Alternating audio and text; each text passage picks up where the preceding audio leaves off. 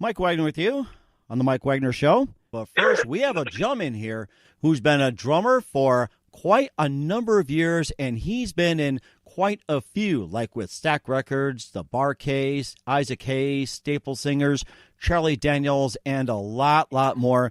But he is best known for being in a movie that shot out of Chicago, and of course with the two gentlemen that is basically a mission from God. So here he is, ladies and gentlemen, the one and only Blues Brother, Willie Hall. Willie, good morning, good afternoon, good evening, and thanks for joining us.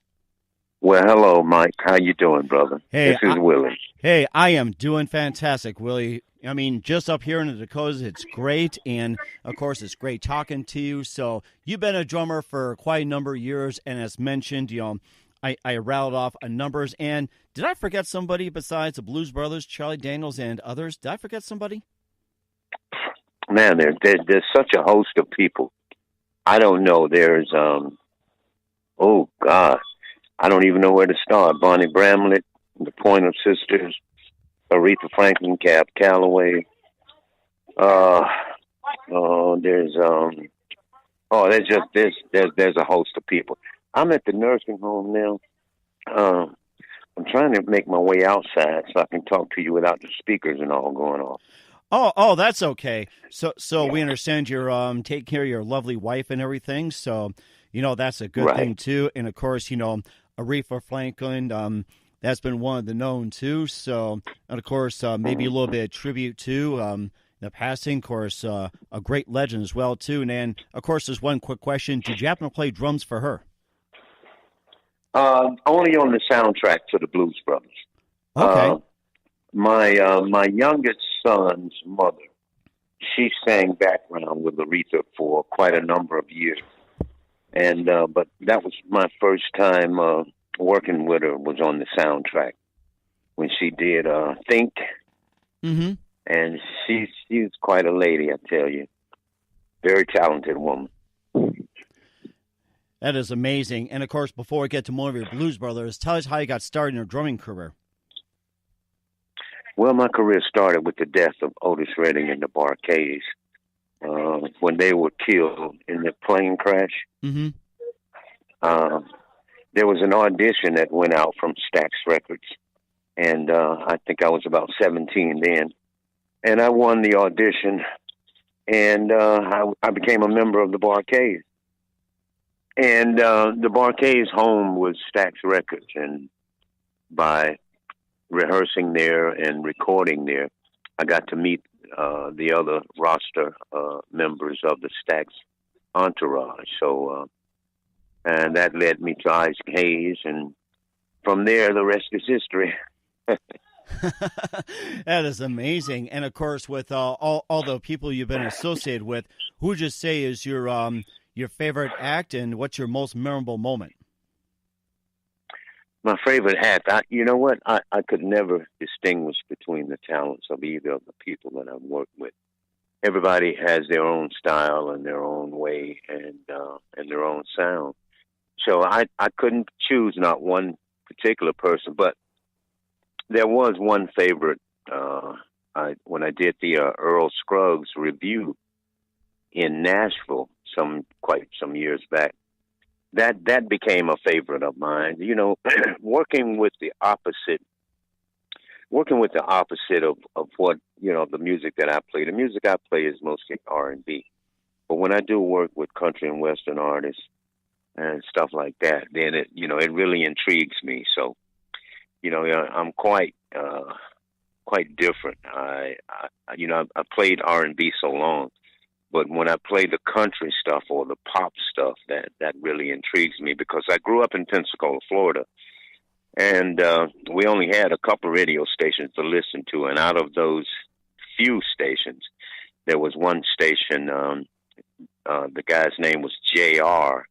His show came out of Nashville, and we could only pick him up at night. And he played a variety of stuff. He played the country, the pop, the middle of the road.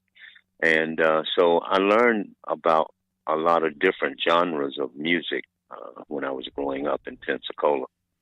But like I say, man, I like the I like the stuff that Cab Calloway did. I like the big band stuff. You know, I like all kinds of music. So there would be no way that I could choose, say, this is my favorite. I just couldn't do it. And of course, you had mentioned Charlie Daniels as well too, and you play. What's it like working with Charlie Daniels?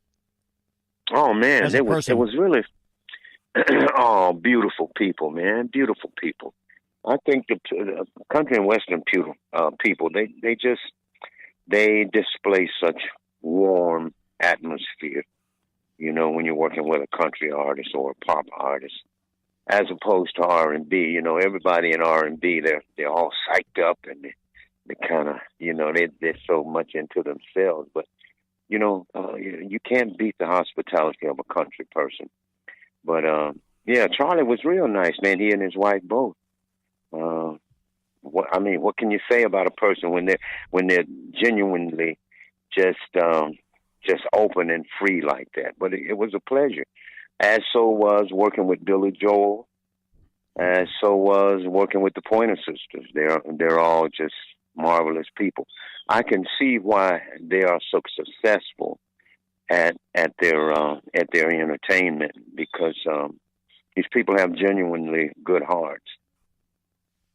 That is amazing too, and of course, working with them and working with all kinds of personalities. Of course, leading up the Blues Brothers when it was released in 1980. How'd you manage to get started and involved with the project?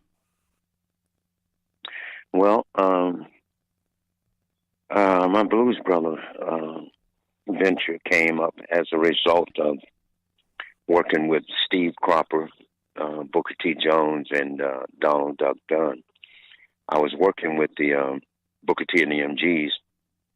One conversation led to another, and come to find out that Duck Dunn had submitted my name when Tom Scott and Paul Schaefer and what's my friend's name on drums? Anyway, when the Blues Brothers movie first started out, they didn't have enough budget money to complete the film. So the idea was to either take money from other projects or wait until Universal could give them the amount of money that they needed. I think it ended up costing them $40 million to make, and I think they've grossed over $400 million, I'm sure. And so when Paul Schaefer, Tom Scott, and Steve Jordan, they couldn't make the movie because they had tied themselves up contractually with Gilda Radner doing some off-Broadway stuff. When Universal gave the green light to go, they didn't have a keyboard player, a saxophone player, nor a drummer. So I had just come off tour with Levon Helm, and Duck Dunn and Steve Cropper were also a part of Levon's band. And so Duck, when they asked about a drummer, Duck gave my name, and they put the call out to reach me to see if I'd be available. And finally, they got in touch with me, and you know, sure, I'm available. So that's how I became a part of that project, through Duck Dunn and Steve Cropper. That is amazing too, and just asking if you ever worked alongside John Belushi and Dan Aykroyd in the film, and if you did, what were they like working with them? Oh man, John was funny as hell, and Danny was also fun, but Danny was a little more business oriented. John was just let's go party. Yeah, he was a party animal. But they both were just real heart to heart men, you know, and we established a relationship that Danny and I, you know, we talk to each other as of today. And but they were just great guys, man. They were wonderful to work with. That is amazing too. And what would you say your favorite scene and the most memorable moment during the Blues Brothers? Oh boy, that's another one. Oh, my favorite scene is when John Belushi and Carrie Fisher are down in that tunnel. I remember, yes. And yeah, she draws the AK-47 or whatever it is down on him, And I think he told 9 different lies why he ran out on her. My tux didn't come back from the cleaner. An old friend came in from out of town. I ran out of gas. I had a flat. I think my family and we counted them. I think there were 9 lies back to back. So that's one of my favorite scenes.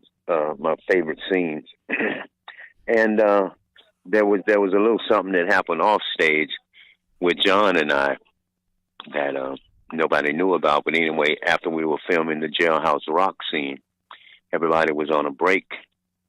It was lunchtime. So I used to play acoustic guitar. I would always carry one with me. So I'm over in a corner just strumming some country chords.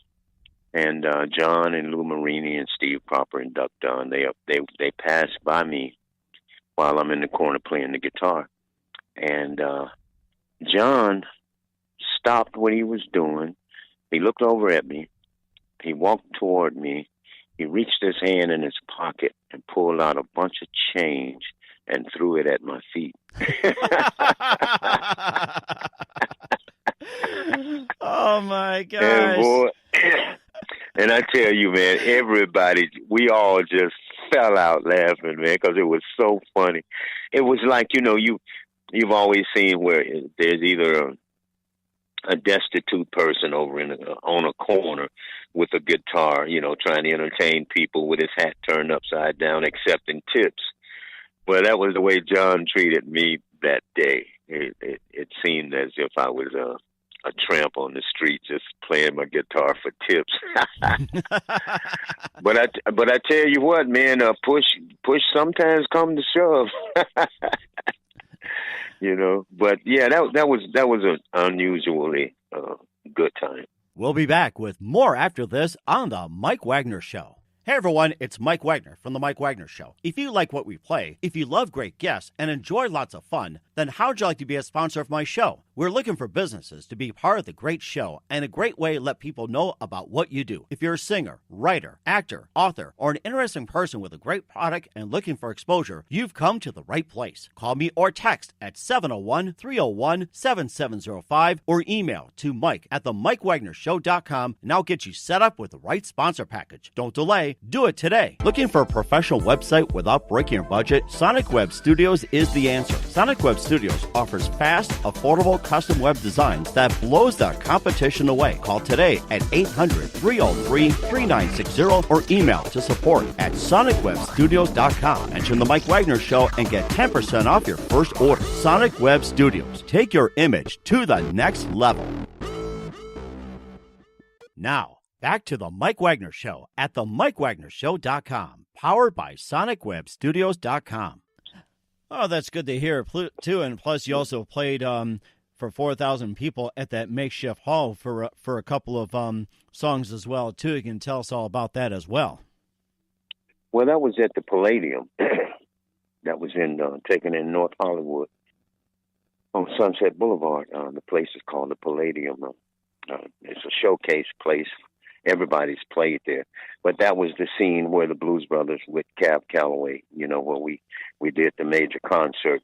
And it was all to raise money to save the orphanage so that it wouldn't be foreclosed on.